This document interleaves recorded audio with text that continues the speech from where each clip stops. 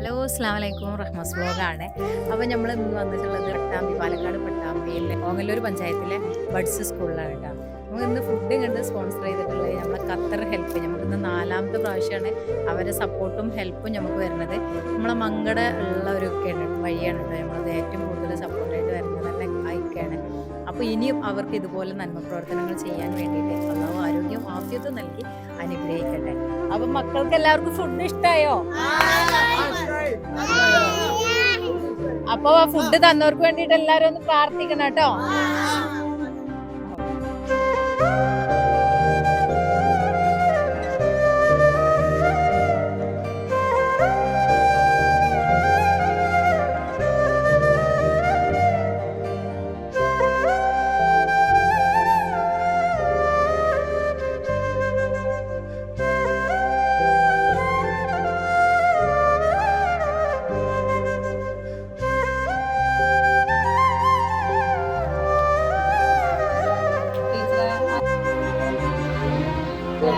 mic വേണമെങ്കിൽ